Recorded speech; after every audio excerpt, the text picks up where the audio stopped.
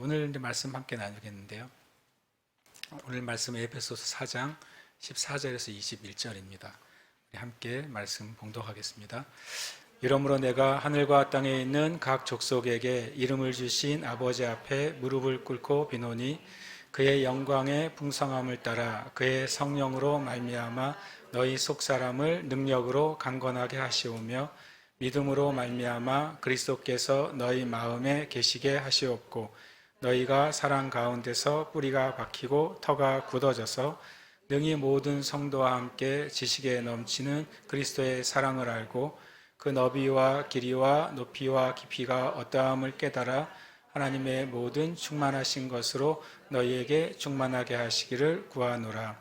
우리 가운데서 역사하시는 능력대로 우리가 구하거나 생각하는 모든 것에 더 넘치도록 능히 하실 이에게 교회 안에서와 그리스도 예수 안에서 영광이 대대로 영원 무궁하기를 원하노라. 아멘. 아멘. 할렐루야. 시간 함께 하시는 여러분 주님의 이름으로 다시 한번 축복합니다.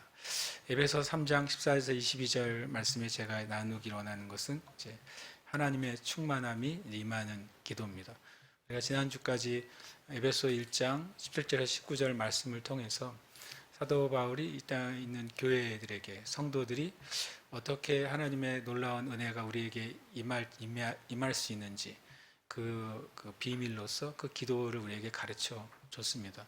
우리가 아는 것처럼 지혜와 계시의 영이신 성령님의 지혜와 계시가 우리 가운데 임할 때 하나님이 우리에게 약속하신 것들이 우리에게 동일하게 올 수 있는 통로가 열리는 것이죠. 그리고 지혜와 계시의 영이 우리에게 임할 때 하나님을 더 우리가 알게 되고 그리고 우리의 마음의 눈, 영의 눈이 밝아져서 하나님의 우리를 부르신 부르심의 소망이 무엇인지 하나님의 기업의 그 영광스러운 풍성함이 무엇인지 믿는 자에게 베푸시는 하나님의 능력이 얼마나 크신지를 깨달아 알도록 기도해라 라고 말했습니다. 여러분 기도하고 계시죠? 기도하시길 축복합니다. 제가 그 말씀을 나눌 때 실제로 많은 지금 사역하고 있고 또 이전에 사역했던 많은 하나님의 종들이 그 말씀을 가지고 평생 기도해 왔다는 사실을 말씀을 드렸어요. 그런데 그런 일이 왜 흔하게 일어나지 않냐면 정말로 그것을 계속해서 믿음으로 기도하는 이들이 적기 때문이라는 말씀을 드렸어요.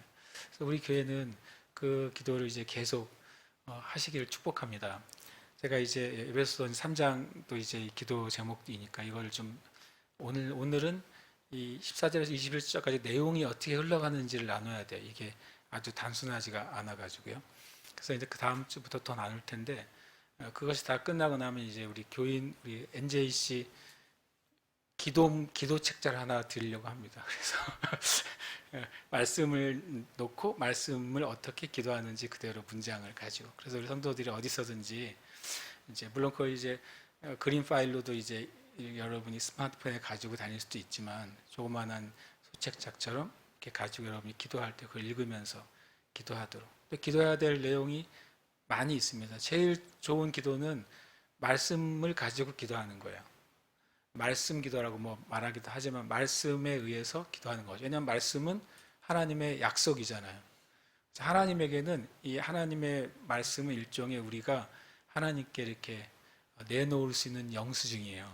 하나님이 약속했기 때문에 우리가 그 영수증이나 아니면 그 계약서를 가지고 하나님께 좀 죄송한 표현이지만 딱 내면서 하나님 말씀하셨으니까 주셔야죠. 할 수 있는 게 말씀을 따라 기도하는 겁니다. 성경에 느헤미야라는 위대한 하나님의 사람이 있잖아요. 느헤미야 1장에 보시면 느헤미야가 기도하는 내용이 구약의 내용의 말씀을 가지고 기도합니다. 하나님이 이렇게 말씀하셨잖아요. 그래서 하나님 말씀하신 것을 우리의 민족이 어겨서 이렇게 엉망이 됐습니다. 근데 하나님이 또 이렇게 말씀하셨잖아요. 그러니까 우리 민족에게 다시 기회를 주시고 하나님 도와주세요라고 하는 그 느헤미야의 기도는 철저하게 말씀대로 한 기도였어요. 그래서 하나님이 느헤미야를 사용하셔가지고 실은 이제 사라진 민족이죠, 거의 이스라엘은 남북 유다가 완전 역사 가운데 사라졌던 그 민족이 다시 회복되는 놀라운 실은 일이 벌어지게 되죠. 그래서 우리가 말씀으로 기도하는 것을 훈련할 때 말씀의 기도가 제일 좋은 것은 내 내 영적인 상태와 상관없이도 기도할 수 있다는 거예요.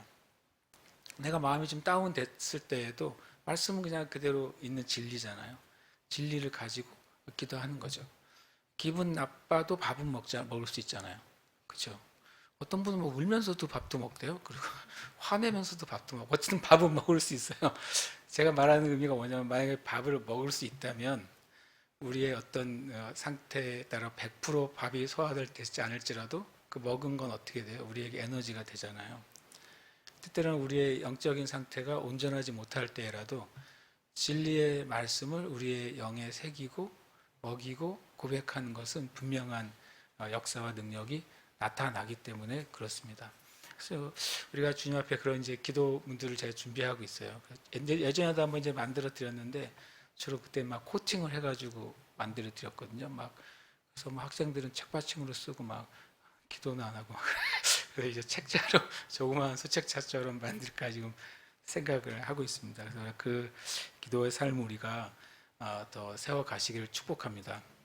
여기 계신 분 되게 훌륭한 분들이라고 저는 믿습니다. 맞습니까?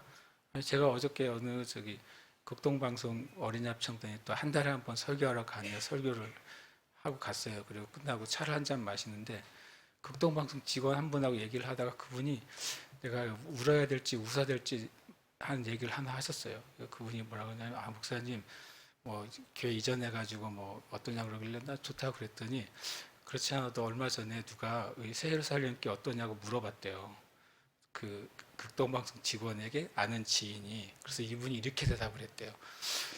너 그 새예루살렘 교회 그 잘 가야 돼 그랬대요. 왜냐면 너 신앙생활 좀 제대로 해보고 싶으면 가도 되는데 대충 다니려면 힘들 걸 그랬대요. 아직 그분이 안 오셨어요. 그래가지고 그래서 누군지 모르겠어. 그래서 내가 그 얘기를 들으면서 웃어야 되나 울어야 되나 그런 생각을 했어요. 그래서 여기 계신 분들이 그분의 그 의견에 의하면 진짜 훌륭한 분들인 거예요. 제가 보기에 훌륭한 분들이구나 이렇게 생각을 했습니다. 우리가 이제 좀 더 우리가 주님에서 훌륭해지기 위해서 이 말씀으로 기도하는 훈련을 올해에는 좀 정말 아주 강하게 했으면 좋겠어요. 하나님이 그 말씀대로 내 심령에 내 삶에 어떻게 역사하시는지 그걸 보는 은혜가 있으시길 축복합니다.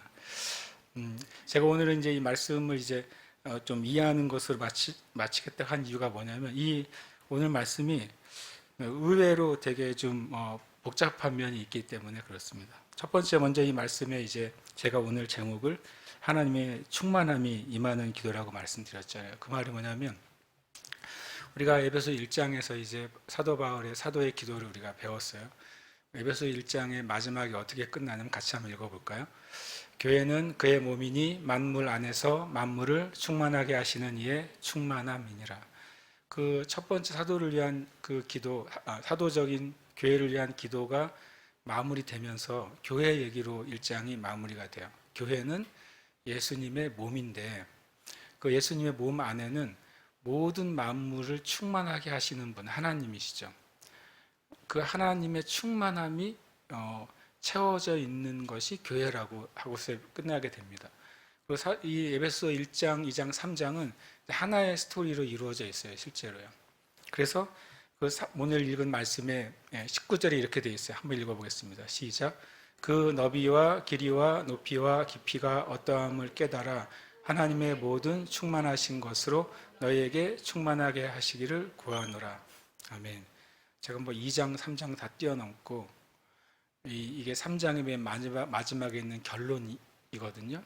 그럼 뭐냐면 1장의 그 바울 사도를 통해서 교회가 성도들이 이렇게 기도하기를 간절히 기도하고, 왜냐하면 그 기도가 하나님이 교회에게 주실 충만함을 채울 수 있는 기도라는 거예요.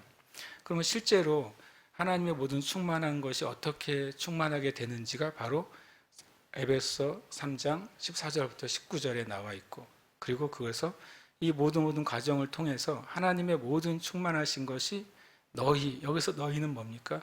성경상에서는 에베소 교회입니다. 그리고 우리가 말씀을 묵상할 때는 이 땅의 교회와 성도들을 의미하는 거죠.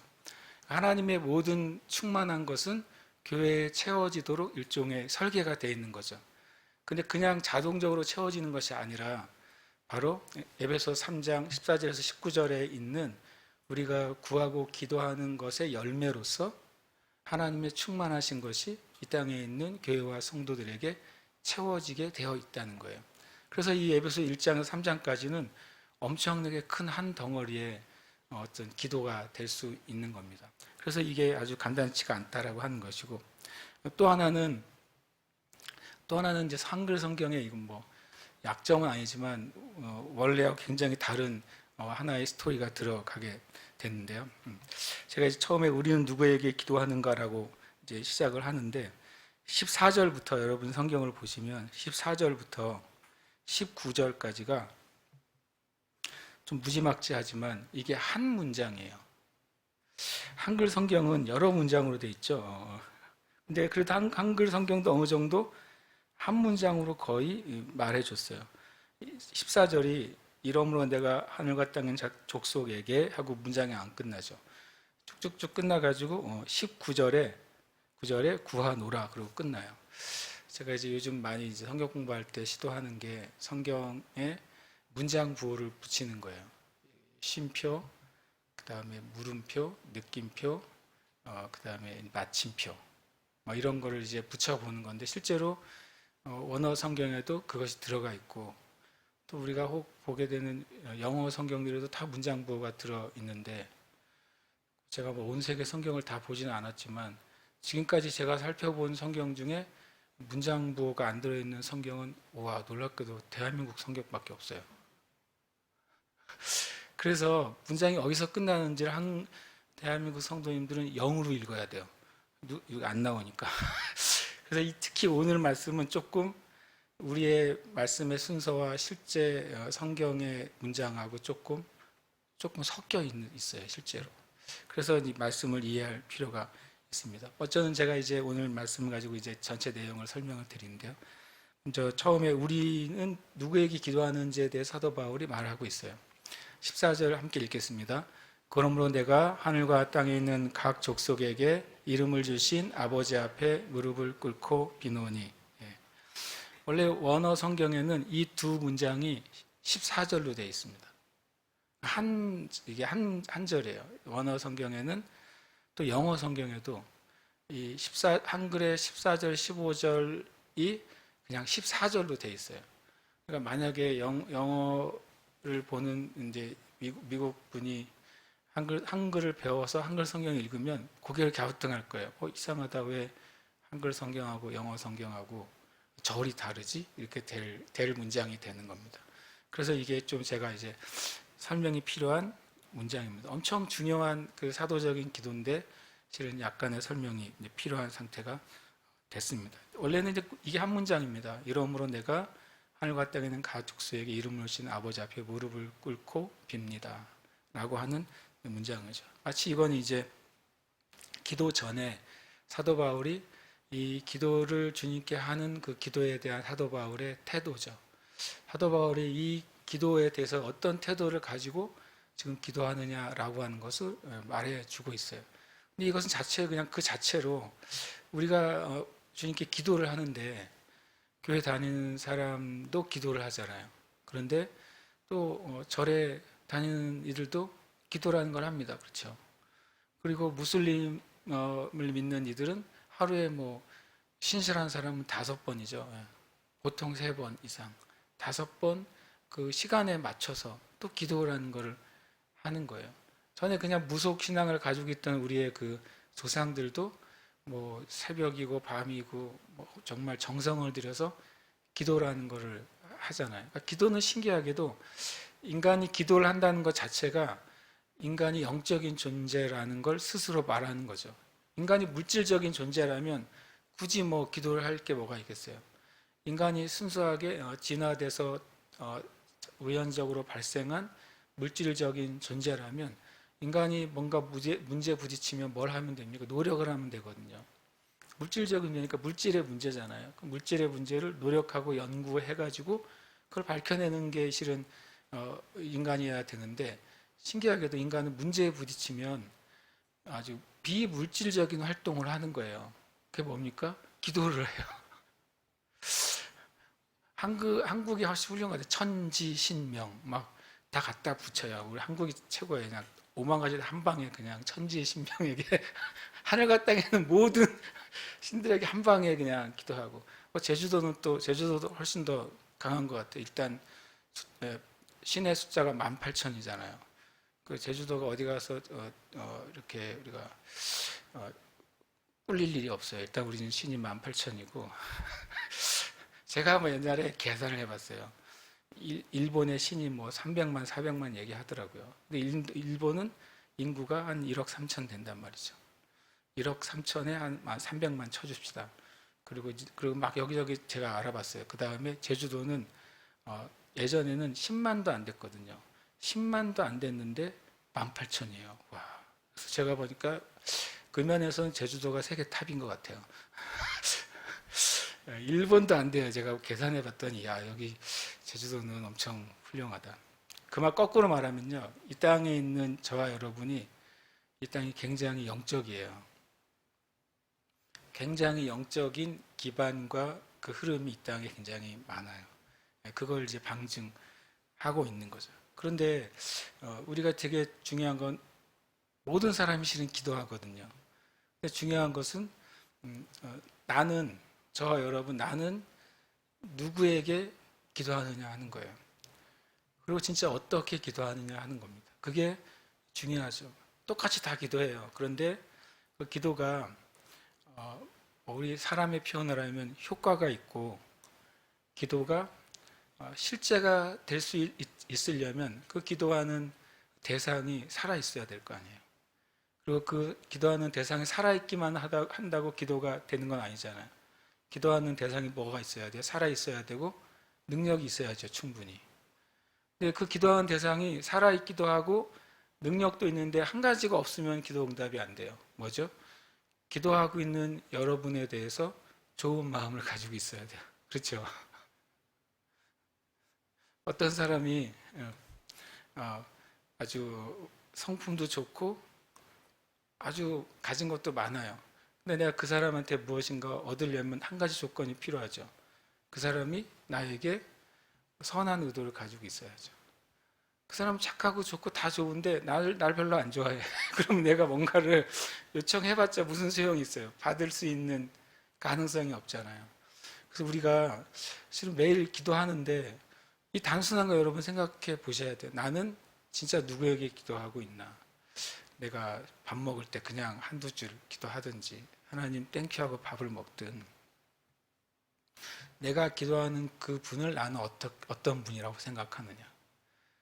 그래서 우리의 그 영 안에 어떤 면에서 우리의 무의식 안에 잠재의식 안에 하나님에 대해서 진짜 어떤 결론을 가지고 있느냐에 따라서 내 기도가 능력이 있는 기도가 될 수도 있고요. 그냥 하는 기도가 될 수도 있어요. 실은 의미가 없을 수도 있어요. 많이 기도할지라도. 그리고 내가 그 하나님 앞에 합당한 태도를 가지고 기도하느냐, 그렇지 않느냐, 라고 하는 것도 완전히 다를 수 있어요. 우리가 보통 어른들이 그 어린 세대들에게 때로는 마음이 상할 때가 언제입니까? 그들이 자녀들의 세대가 부모 세대에 대해서 말할 때 그 태도가 만약에 바르지 않다고 느낄 때 마음이 상하는 거예요. 그렇잖아요. 그래서 우리가 하나님 앞에 다시 말하면 하나님이 정말 살아있는 분이라는 사실을 내가 100% 인식하는지 이거 되게 중요하다고 제가 느꼈어요. 그리고 두 번째로는 그 하나님이란 분이 살아 계신데 그분이 충분히 내가 드리는 기도를 실제가 되게 할 만큼 능력이 진짜 있는 분이라고 내가 믿느냐 하는 거예요. 그분이 정말 능력이 있느냐, 내가 무엇인가를 지금 구하고 있는 것을 해결해 줄 수 있는 능력이 있느냐. 얼마나 인간이 그런 생각을 갖고 있냐면 우리 집에 있는 우리 주인분께서 설치해 두셔서 나보고 사용하라고 하는 그걸 가면은 진이야 부르면 대답을 해요. 걔가 일단 기분이 나쁘죠. 이름 자체가. 나는 준이를 불러야 되는데 저기 저 무슬림의 진이를 불러야 되잖아요. 내가요. 진이가 뭡니까? 제가 보니까 이 무슬림에서 이제 성령을 카피한 것 같아요. 뭔가 내가 구할 때 나의 힘이 돼주는 존재죠. 나의 얘기를 들어주고 그걸 이루어주잖아요. 그 호리병 속에 있는 진이가 황당하잖아요. 그런데 인간 안에도요, 그 호리병 속에 갇혀 있는 진이도 내 소원을 들어줄 수 있는 존재라면은 내가 그에게 소원을 구하는 거예요. 여러분이 하나님께 구하는데 하나님 진짜 어떤 분이에요, 여러분한테? 이건 저한테도 동일한 고백입니다. 하나님이 진짜 나한테 어떤 분인가?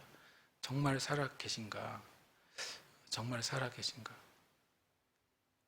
내가 혼자 조용히 만약에 내가 누구에게 온 특별한 메시지를 읽고 있는데 옆에 누가 싹 와서 내 메시지를 보려고만 해도 우리는 숨기잖아요. 그럼 내 내용을 누구한테 들키고 싶지 않으니까. 그렇잖아요. 그게 사실이거든요.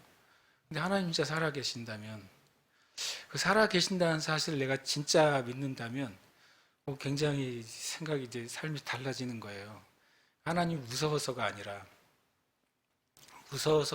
그분이 나와 함께 하신다는 사실을 내가 인식하게 되면 실은 달라지는 게 정상이겠죠. 예. 물론 너무 친하고 나랑 아주 정말 이렇게 거의 나는 너 너는 나의 관계면 내 메시지를 보여줄 수 있겠죠. 아 이거 좀 봐봐 이라고 보여주겠죠. 그런 건 쉽겠죠. 오히려 좋은 게 오면 같이 나눠서 보겠죠.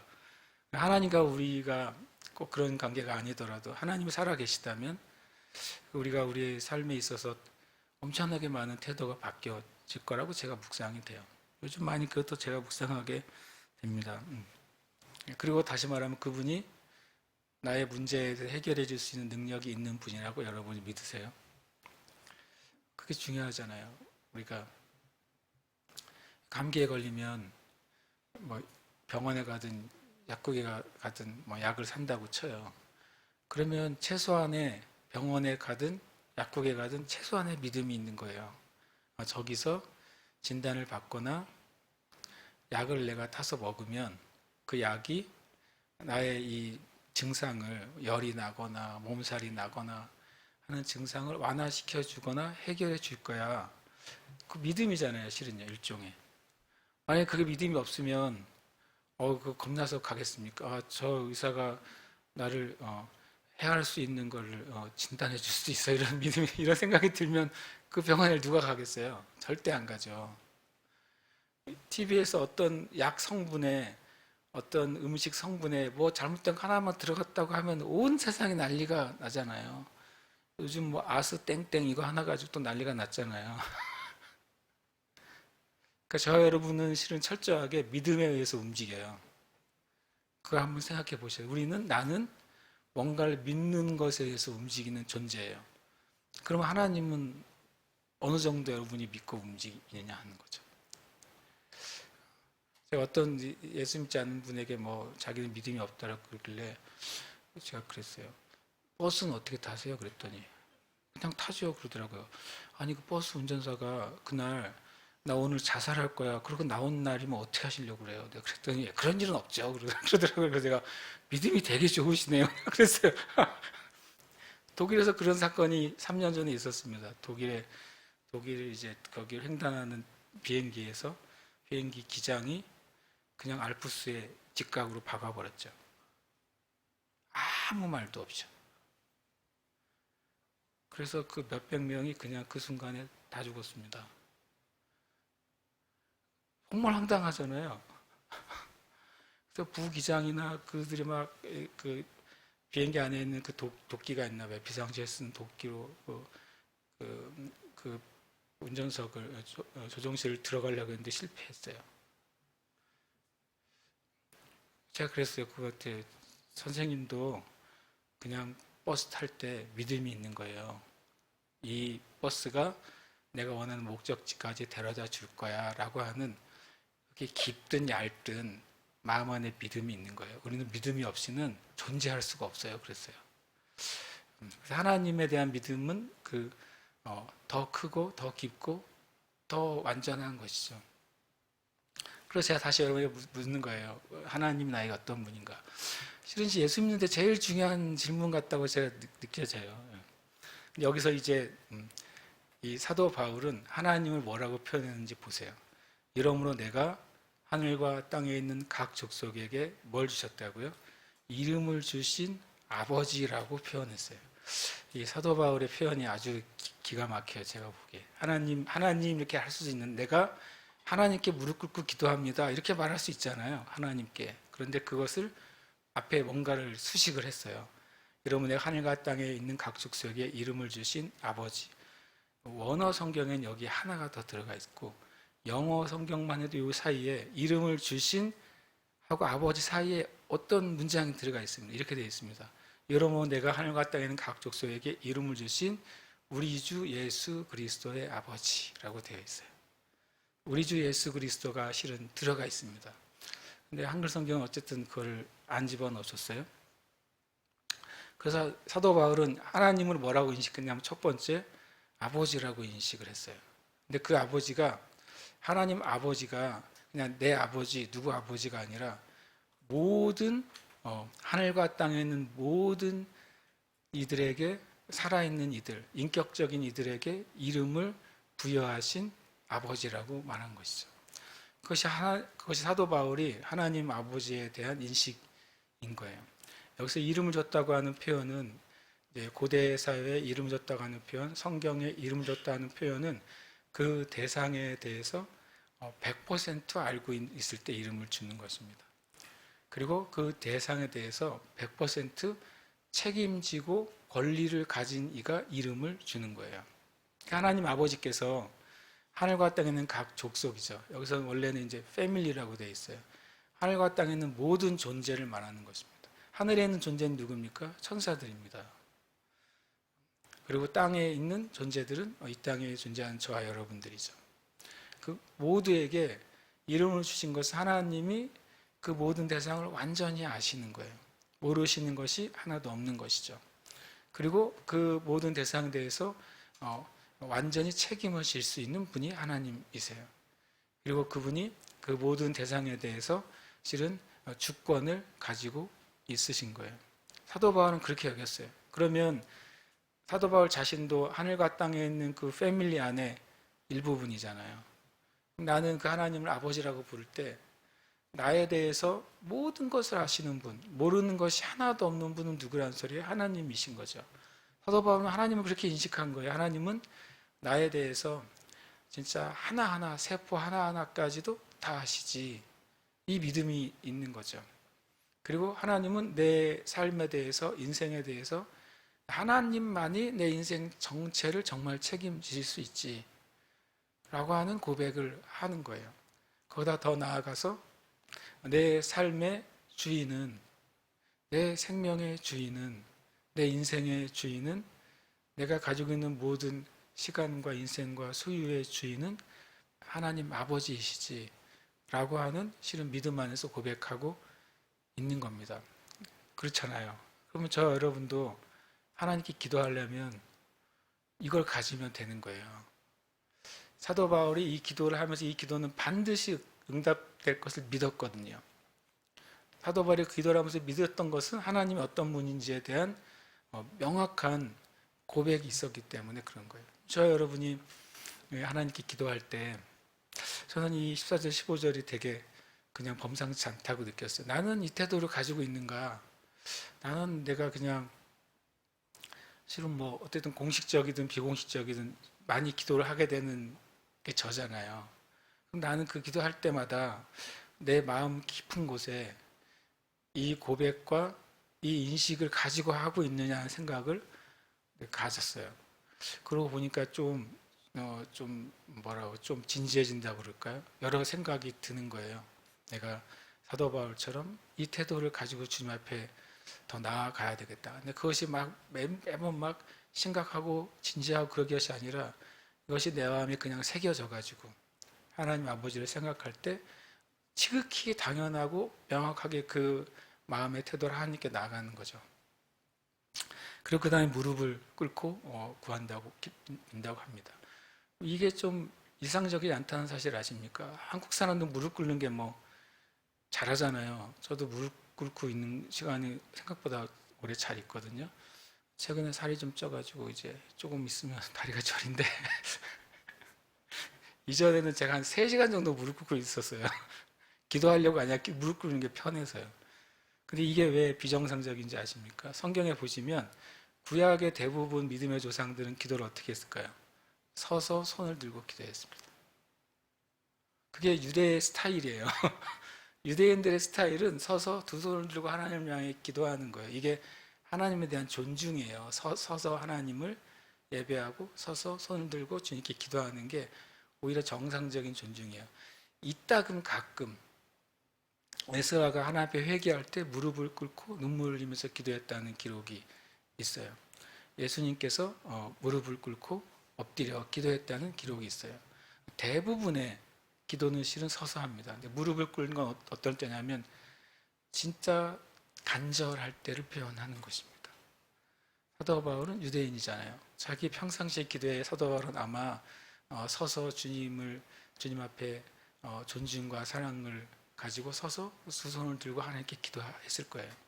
근데 이 기도를 할 때, 교회를 위한 기도를 할 때 사도 바울은 정말 간절해지는 거죠. 이 땅의 교회에 하나님의 충만한 것이 채워져야 이 세상의 변화가 일어날 것을 알기 때문에 정말 간절하게 하나님 앞에 무릎을 꿇고 기도하는 것입니다. 그래서 그냥 정리를 했습니다. 우리는 누구에게 어떻게 기도하는가? 한번 읽겠습니다. 시작. 우리는 모든 것의 주인이신 아버지께 기도한다. 저와 여러분은 그 아버지께 기도하는 것입니다. 혹시 내가 기도하면 운이 좋으면 내 기도가 응답될 그분이 아니라, 그러니까 많이 하면 정성이 들여지면 천지신명이 감동을 받아서 응답해지는 그런 기도가 아니라 우리는 모든 것이 주인이신 하나님 아버지께 예수 그리스도 안에서 기도하는 것입니다. 함께 읽겠습니다. 우리는 무릎을 꿇고 기도한다. 이것은 우리가 정말 진실함과 간절함을 담아서 기도한다는 거예요. 그러니까 진실함과 간절한 마음을 담아서 기도할 때 주님처럼 하나의 기도 제목을 가지고 3시간을 연거푸어 기도할 수도 있는 거예요. 그러나 주님이 가르치신 대로 내가 정말 간절한 한마디의 기도에 하나님이 역사하시는 것을 믿을 수도 있는 거예요. 우리에게 이 두 가지는 우리가 분명해야 되겠습니다. 내가 기도하는 기도의 대상이 어떤 분인지에 대해서 내가 결론을 내려야 된다.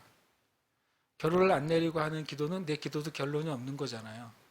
어쨌든 결론을 내려야 돼요.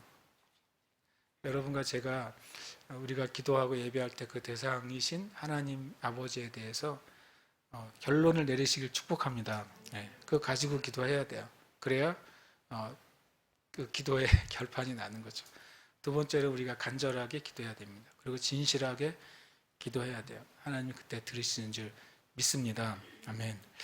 두 번째 제가 나누고 싶은 건 오늘 이제 제 내용 얘기를 하는 것입니다. 성경에 바울은 교회 하나님의 충만함이 임하도록 기도했습니다. 제가 처음에 시작할 때 이 말씀이 좀 어렵다고 하는 것이 이것 때문입니다. 19절에 보면 결론이 하나님의 모든 충만하신 것으로 너희에게 충만하게 하시기를 구하노라. 제가 처음에 14절부터 19절까지가 몇 개의 문장이라고요? 한 문장이라고 했어요. 14절에 시작한 그 내용이 기도의 결론이 19절에서 문장이 맞춰지니까 맨 뒤에 실은 이 모든 기도의 결과가 있는 거예요. 왜 앞에 있는 기도들을 왜 하느냐? 그것은 뭐냐면 교회에게 약속하신 하나님의 충만한 것이 교회 안에 가득 차게 되기 위해서예요. 그것이 마지막 결론적인 기도가 되는 것이죠. 이것이 응답되기 위해서 이 앞에 3가지의 기도가 이제 연결이 되어 있는 거예요. 성경이 이렇게 말씀하셨어요. 하나님의 모든 충만하신 것이 우리에게 충만하게 되기를 구하는데 이게 불가능한 것이라면 이 기도는 헛된 거잖아요. 그렇죠? 불가능한 기도를 하는 사람은 되게 헛된 기도를 하는 것입니다. 성경에서 만약에 이것이 불가능한데 이걸 기도하라고 한다면 하나님도 공평하지 않으신 거죠. 근데 주님은 사도 바울을 통해서 이것을 구하라고 하셨어요. 그 말은 이것이 사실이라는 거예요. 하나님의 모든 충만하신 것. 하나님의 모든 충만을 우리가 하나님을 얘기할 때 하나님은 충만함을 설명할 때 우리가 쓰는 단어 중에 딱 한 글자가 들어가면 돼요. 뭐가 들어가면 됩니까? 전자가 들어가면 됩니다. 전자. 전. 왜냐하면 전능, 전지, 전선. 이것이 하나님의 충만한 걸 표현하는 그 한 글자예요. 이게 참 엄청난 단어잖아요. 하나님은 지식이 있으신데 전지하세요. 모든 것을 아세요. 하나님 능력이 있으신데 전능하세요. 모든 것을 할 수 있어요. 그리고 하나님은 선하신데 완전하게 어느 순간에도 선하세요. 전선입니다. 하나님의 충만함은 그거예요. 완전한 것. 그게 어떻게 죄인인 인간에게 들어올 수 있느냐 하는 게 실은 어떤 뭐 우주의 제일 큰 비밀인 것 같아요. 우리는 전능과 반대죠. 전지와 반대죠. 전선과 반대인 육신을 가진 존재잖아요. 근데 여기 어떻게 전능하시고 전지하시고 전능하신 하나님의 모든 충만한 것이 우리라는 심령 안에 담겨질 수 있느냐는 거예요. 또 그렇게 부족한 사람들이 모여있는 교회 공동체라는 교회 안에 어떻게 그게 담겨질 수 있느냐는 거죠. 그러니까 실은 건 전적으로 비밀이고 신비해요, 실은요. 그런데 그것이 기도함으로 그것이 주님께서 이루어 가시겠다고 방법을 우리에게 가르쳐 주신 거죠. 하나님이 이게 가능하다고 말씀하셨고 그 방법은 이것을 신뢰하고 기도하라고 가르쳐 주셨으니까 우리는 실은 어떻게 보면 답은 가지고 있는 거예요. 그런데 그걸 내가 실제로 그 안에 내가 들어가느냐 안 들어가느냐 하는 것은 실은 저의 책임이고 또 여러분과 저의 책임인 거예요. 우리가 주님 앞에 우리는 진리를 위할 뿐이요라고 사도 바울이 말하잖아요. 그러면 이 말씀 앞에 내가 정직하게 서면 되는 것이죠.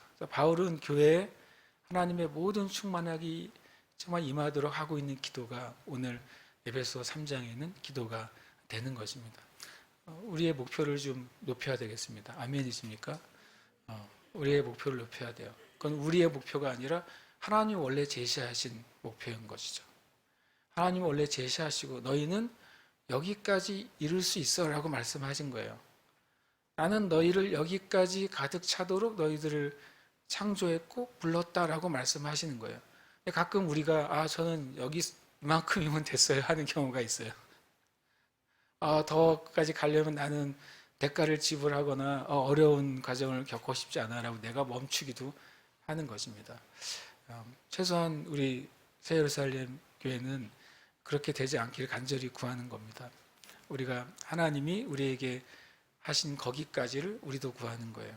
그럴 때 하나님의 은혜가 우리 자신을 통해 이 교회를 통해 이 땅과 지역 가운데 흘러가게 될 줄 믿습니다. 제가 제주에 이제 18년 지났다고 했잖아요. 그러니까 우리 교단에서 회의도 18년 동안 한 거죠. 매달 한 번씩 안 하는 때도 있었지만 18년 동안 이제 그 감리교 목사님들 하는 회의에 가능하면 전 거의 참석을 했거든요. 거기서 개인적인 발언을 제가 많이 했을까요? 안 했을까요? 제가 그랬잖아요. 저 초, 중, 고 12년 동안 선생님한테 질문 한 번도 안 했다고 저는. 진짜 훌륭한 학생인데요. 그런데 그러니까 제가 그 회의에서 뭐 개인적인 발언을 하는 일은 없었어요. 개인적인 발언. 뭔가 공식적으로 일해야 될 때 외에는. 근데 이번에 제가 처음으로 개인적인 발언을 한 번 했어요. 그것도 아주 짧게. 무슨 발언을 했냐면요. 제가 가서 그냥 말하면 사람들 안 들을 것 같으니까 내 이름은 김다일도 한 번씩 지어주고 하나 주고서 책 꼭 읽으세요라고 여러분이 감사해서 드린다고 한 다음에 내가 마음에 부담이 있어서 제가 그냥 한마디 한다고 그랬는데 뭐였냐면 제가 제주에 처음 왔을 때 마음에 좀 맞는 그 전사님 몇 분이랑 이제 일주일에 한 번 철야 기도를 했었어요. 단순히 뭐 자기를 위해서가 아니라 이 땅에 교회의 부흥을 위해서 이제 또 서로 교회들을 위해서 기도하는 실제로 한 1년 6개월 정도 했던 것 같아요. 그래서 돌아가면서 만약에 뭐 네 명, 5명이었는데 이번에는 뭐 어느 교회에서 밤에 모입시다. 그럼 주로 이제 목요일 날 모였어요. 대부분 이제 목요일은 그 저녁에 뭐가 행사가 별로 없잖아요. 그래서 목요일 날 그 교회에 모이면 같이 좀 이제 서로 기도 제목 나누고 말씀을 잠깐 본 다음에 그 교회 예배당에서 서로 흩어져 가는 거예요. 이렇게 서로 저기 구석에 가서 이제 기도를 하다가 한 2시 정도까지 기도하다가 이제 각자 이제 새벽 예배 하러 이제 가고 그랬거든요. 처음엔 이제 산기도를 갔죠. 산기도 그 한라수목원 아십니까? 한라수목원. 한라수목원이 지금처럼 뭐 핫플레이스가 되기 전에는 뭐 사람 별로 안 올라갔어요. 거기 왜 거기가 남조슨 오름인가요? 민오름 뒤쪽에 있는 거기에 가면은 사람이 하나도 없었거든요. 그래서 거기서 기도를 했죠. 산 꼭대기에서. 나중에 봤더니 거기가 묘지더라고요. 밤에만 가서 묘지인 줄 몰랐어요. 밤에 평평한 데가 있어서 기도를 거기서 했더니 나중에 낮에 갔더니 내가 그 묘지에서 기도를 했더라고요. 그랬는데 거기서 한 주 가거나 아니면 도두봉 있습니다. 공항 밑에 가면 도두봉 있죠. 도두봉에 올라가면 제주시 전체가 다 한눈에 보이거든요. 그때도 거기 핫플레이스가 아니었죠. 지금 올레길이 돼버렸는데 거기서도 이제 가면 이제 제주시를 보면서 기도를 했었어요. 제주시에서만 기도하면 좀 안 되겠다. 그래서 이제 서귀포로 넘어갔죠. 한 주는 어디 가냐면 이제 법한포구에 갔죠. 지금도 법한포 가면 이제 라인이 쳐져 있어 안으로 못 들어가요. 그때는 그냥 열려 있었으니까 법한포구 안쪽으로 들어가면 자연적으로 생긴 동굴들이 있습니다. 깊은 동굴이 아니라 이렇게 쏙 파여서 한 10m 정도 들어간 동굴들이 있어요. 주로 무당들이 거길 많이 이용하더라고요. 그래서 저희는 이제 하나님 무당이니까 가서 이제 거기서 이제 하루 돌아가면서 기도를 했었어요. 그래서 그 얘기를 자세하게 한 건 아니고 그때 제가 제주에 와서 1년 반 몇 명의 동역자들하고 기도했던 것이 저한테 엄청 큰 힘이 됐습니다. 근데 요즘 제가 약간 그런 부담을 가지고 있어서 개인적으로 누구를 이렇게 기도하자 그러면 괜히 또 무리가 될 수도 있으니까 그냥 공식적으로 물론 저 혼자 해도 되지만 같이 제주 땅을 위해서 기도하고 싶은 목사님들이 있으면 같이 했으면 좋겠습니다. 지금 길게 했지만 1분 동안 했어요. 18년 만에 처음으로 개인적인 그리고 기다리고 있어요. 같이 기도할 분을. 한 분이 기도하기로 했어요. 그래서 제가 일본 이번에 선교지 방문을 갔다 오면 그 다음 주부터 이제 목요일마다 이제 이 땅을 위해서 기도하기를 시작하려고 합니다. 제가 이 말을 왜 하냐면 이게 하나님의 약속이거든요. 그냥 우리 새예루살렘 교회만 부흥되고 잘 되는 게 하나님의 목적이나 계획의 모든 것이 아니잖아요. 주님의 모든 교회는 실은 충만하게 돼야 돼요. 그리고 주님의 모든 교회 안에서 거짓이나 또는 어둠은 제거가 돼야 돼요. 그러려면 기도가 필요한 것이죠. 여러분 우리가 하나님은 교회가 충만하게 되기를 원하신다. 이 사실을 우리는 굳게 믿어야 돼요.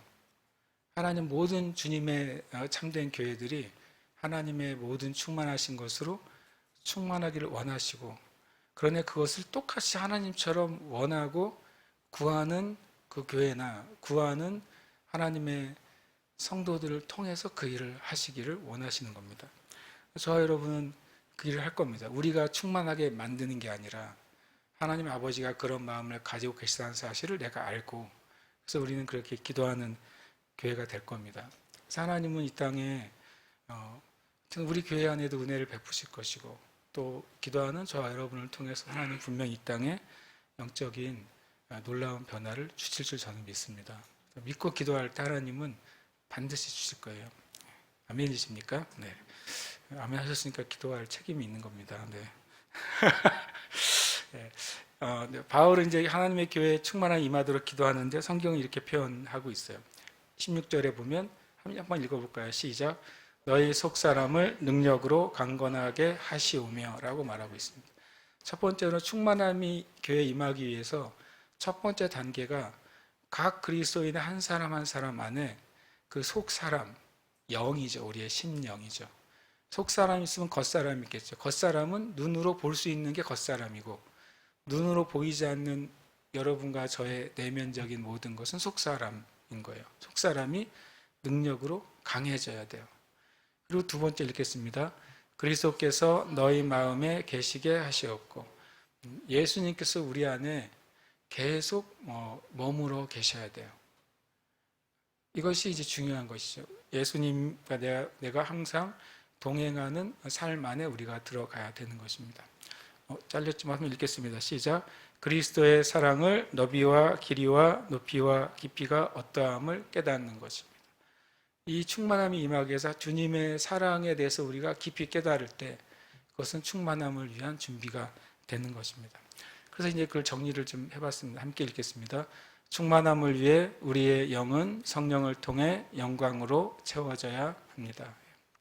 충만함은 그냥 하나님의 영광이 채워지는 거예요. 마치 물이 채워지듯이, 빈 공간에 연기가 채워지듯이, 아니면 빈 주머니에 무엇이 가득 차게 되듯이 채워지는 거예요, 실제적으로. 그런데 그것은 성경은 영광으로 채워져야 된다고 말하고 있어요. 여러분과 저의 심령은 하나님의 영광이라는 것으로 채워져야 돼요. 근데 그것이 내 노력으로 채워지는 게 아니라 성령님을 통해서 우리 안에 채워지는 거죠. 뭐 그냥 굳이 표현을 한다면 바람 빠진 그 튜브에 그냥 입으로 훌 불면 안 되잖아요. 그런데 이제 거기에 제대로 된 노즐을 딱 받고 그 다음에 거기에 이제 바람 불어 넣을 때 그 튜브가 가득 차게 돼요. 우리의 영은 성령님을 통해서만 영광이 차게 돼 있어요. 성령님이 아닌 것으로 만약에 우리에게 뭔가 채워지면 그건 영광이 아닌 거예요. 그건 가짜인 것입니다. 함께 읽겠습니다. 충만함을 위해 우리의 마음에 그리스도가 거해야 된다. 이 그리스도가 거하는데 성경은 믿음에 의해서 그리스도가 거해야 된다고 말하고 있어요. 예수님에 대한 바른 믿음, 예수님에 대한 바른 고백이 우리의 삶에 있을 때 그것은 구원받는 것을 얘기하는 게 아니에요. 구원받는 모든 그리스도인 안에 주님과의 지속적인 교제와 관계가 형성이 되어 있어야 되는 거예요. 그것이 이 하나님의 영광이, 하나님의 모든 충만함이 채워질 수 있는 준비가 되는 것입니다. 세 번째 읽겠습니다. 시작. 충만함을 위해 그리스도의 사랑이 어떠함을 깨달아야 한다. 보이지 않는 것을 보시는군요. 이미 훌륭하십니다. 그러니까 충만함을 위해 그리스도의 사랑이 어떠한 것. 그리스도의 사랑을 뭐라고 표현했습니까? 성경에 보시면 그 사랑의 높이와 깊이와 넓이와 길이. 그래서 어떤 해석은 이제 십자가로 이해를 해석하더라고요. 십자가 자체가 네 방향이잖아요. 높이와 깊이와 넓이와 길이로 이렇게 표현을 합니다. 저는 이 말씀 전에 묵상할 때 자연스럽게 뭐를 알게 됐냐면 그릇을 생각하게 됐어요. 왜냐하면 뒤에 하나님의 충만한 것이 채워지기를 원한다고 표현했으니까 그러면 채워지는 것은 뭐예요? 뭔가 비어있는 상태의 그릇을 얘기하는 거잖아요. 그런데 그릇을 만약에 수학적으로 말한다면 어떻게 됩니까? 이게 3차원, 4차원이죠. 높이가 있고 깊이가 있고 넓이가 길이가 있는 그래프를 그리면 그게 뭐가 돼요? 그게 그릇이 되는 거예요. 선만 가지고는 채울 수 없잖아요. 면만 가지고도 채울 수 없죠. 그것이 이제 부피가 이루어지려면 이 세 방향에 최소한 좌표가 찍혀야 돼요. 그러니까 높이와 깊이와 넓이와 길이는 그릇을 의미해요. 그러니까 우리 영 안에 영이 하나님의 사랑이신 예수 그리스도에 대해서 그것이 채워지고 채워지는 만큼 하나님의 충만함이 우리 가운데 채워질 수 있다고 말씀하고 있는 것입니다. 네, 하나님의 충만함이 임할 때 일어나는 일. 오늘 하여튼간 이 구절을 설명을 드리는 거예요. 다시 말하지만 이 한글 성경과 원어하고 절수가 막 뒤죽박죽 되어 있기 때문에 그래요. 하나님의 충만함이 임할 때 일어나는 일. 이 말씀은 한번 읽어보겠습니다. 시작. 우리가 구하거나 생각하는 모든 것에 더 넘치도록 능히 하실 이에게. 하나님의 충만함이 그리스도인에게 채워지기 시작할 때, 하나님의 모든 충만함이 교회 안에 채워지기 시작할 때 아주 쉽게 말하면 기도가 응답된다는 거예요. 우리가 주님께 기도하고 간구하는 것이 넘치도록 응답된다고 성경은 분명히 말씀하고 있어요. 이것은 개인적인 응답도 있지만 집단적이고 공동체적이고 교회적인 응답도 되는 것입니다. 이것은 주님의 약속이죠. 하나님은 얼마나 채우시냐면 우리가 구하거나 생각하는 그 모든 것을 초월해서 그것을 뛰어넘어서 우리가 상상을 초월해서 하나님이 역사하실 것이다 라고 성경은 분명히 말씀하신다는 거예요. 그것이 하나님의 충만함이 교회와 성도에게 채워질 때 일어나는 일입니다. 21절 함께 읽겠습니다. 교회 안에서와 그리스도 예수 안에서 영광이 대대로 영원 무궁하기를. 이 두 번째 충만함의 결과는 교회 안에서 하나님의 영광이 가득하게 되는 거예요. 그리고 그리스도 예수 안에서 하나님의 영광이 가득하게 되는 거예요. 영광이 나타나는 게 뭘까요? 우리가 영광에 대해서 많은 이해를 가질 수 있는데, 하나님의 영광이 나타난다고 하는 것은 하나님의 능력과 하나님의 거룩함이 실제가 되는 걸 말하는 것입니다. 여기 하나님의 영광이 임했어요 라고 누가 말한다면 여기 있는 사람들이 다 무엇을 느끼는 거냐면 하나님의 그 거룩함이 나한테 오는 거예요. 그걸 내가 느끼는 거예요. 마치 더운 여름에 시원한 물을 딱 마시면 내가 온 몸이 그 물을 흡수해서 느끼잖아요. 하나님의 영광이 임했다고 한다면 그것은 그 영광이 임한 사람 안에는 분명하게 하나님의 그 거룩함과 성품을 느끼게 돼요. 그리고 더 나아가서 하나님의 영광이 임했을 때 하나님의 능력이 나타납니다. 그것이 어떤 사람을 회개시키는 능력으로 나타나든, 어떤 사람의 질병을 치유하는 능력으로 나타나든, 어떤 사람의 심령 안에 있는 그 쓴뿌리들이 제거되고 마귀가 떠나가는 일로 나타나든, 하나님의 영광이 임한다고 하는 것은 하나님의 보이지 않는 능력과 거룩함이 실제화돼서 우리로 알게 되는 것을 말합니다. 그러니까 하나님의 충만함이 교회 안에 임할 때, 하나님의 충만함이 그리스도 안에 임할 때 교회 안에 하나님의 영광이 나타나는 거예요. 교회 안에 하나님의 거룩함과 하나님의 능력이 실제가 되는 것입니다. 예수 그리스도의 이름 안에 있을 때 그때 하나님의 영광이 나타나는 거예요. 저와 여러분, 이것이 교회에 주신 약속이구나. 나에게 내가 예수 믿는 나 개인으로서도 내가 붙잡아야 될 하나님의 약속이구나. 그것을 여러분이 오늘 이 시간 딱 붙잡으시길 축복합니다. 아멘. 함께 이 말씀을 한번 보겠습니다. 기도에 따라해볼까요? 시작. 기도의 응답이 넘치도록 임한다. 따라하겠습니다. 교회와 예수 그리스도의 영광이 드러나게 된다. 아멘. 아주 그냥 쉬운 질문을 드리겠습니다. 여러분의 기도가 응답되기를 원하십니까? 저도 원합니다. 그런데 아십니까? 여러분의 기도가 응답되기를 하나님이 더 원하십니다. 하나님이 원하세요. 그냥 그분은 좋은 아버지이시기 때문에 그래요. 그분은 우리를 사랑하시는 아버지이시기 때문에 그렇습니다. 제가 오늘 말씀 처음 시작할 때 하나님이 누구신가? 그분이 살아계신 분이어야 돼요. 두 번째 뭐라고 했습니까? 하나님이 그분이 능력이 있는 분이어야 돼요. 그리고 그분이 여러분에 대해서 어떤 마음이 선의의 마음을 가지고 있어야 돼요. 그래야 여러분과 제가 예배하는 게 효과가 있거나 열매가 있겠죠. 우리가 함께 이 시간 기도하겠습니다. 오늘 말씀인데요. 여기 밑에 잘려 있긴 하지만 여러분 주보를 보시면서 함께 읽도록 하겠습니다. 시작. 그의 영광의 풍성함을 따라 그의 성령으로 말미암아 너희 속 사람을 능력으로 강건하게 하시오며 믿음으로 말미암아 그리스도께서 너희 마음에 계시게 하시옵고 너희가 사랑 가운데서 뿌리가 박히고 터가 굳어져서 능히 모든 성도와 함께 지식에 넘치는 그리스도의 사랑을 알고 그 너비와 길이와 높이와 깊이가 어떠함을 깨달아 하나님의 모든 충만하신 것으로 너희에게 충만하게 하시기를 구하노라. 아멘.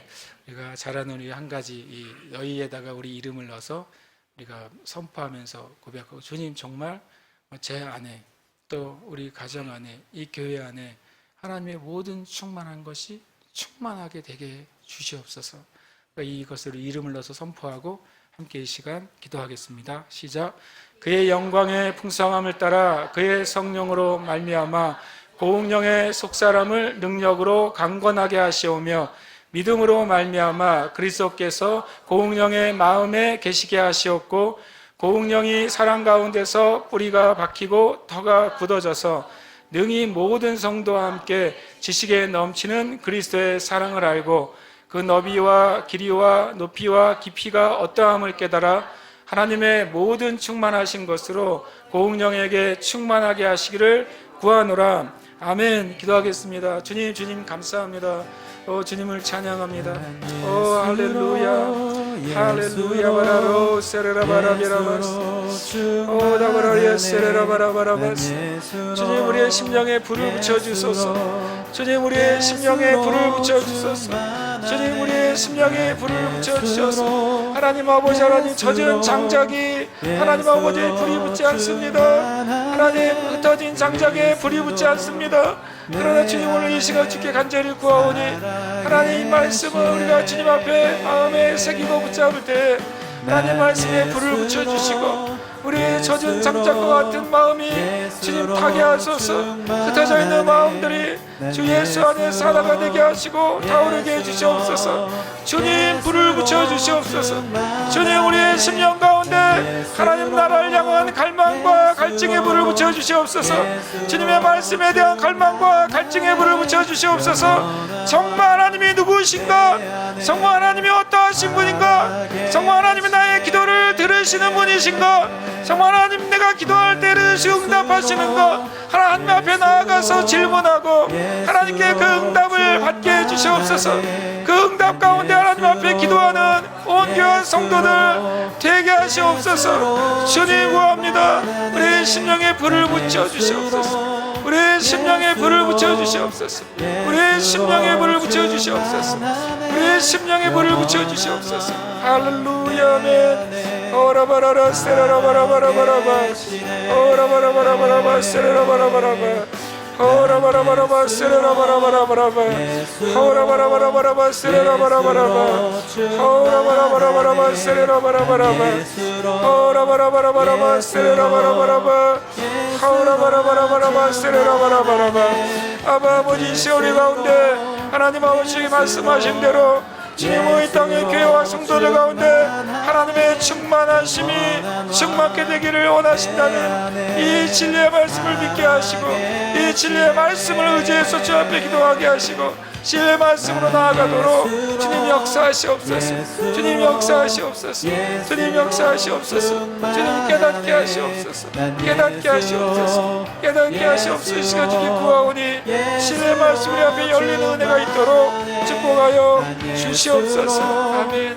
오 주님 에스카바라바라바라바 세라카오라바라바라바라바 할렐루야 아멘. 아멘. 내 안에 살아계시네.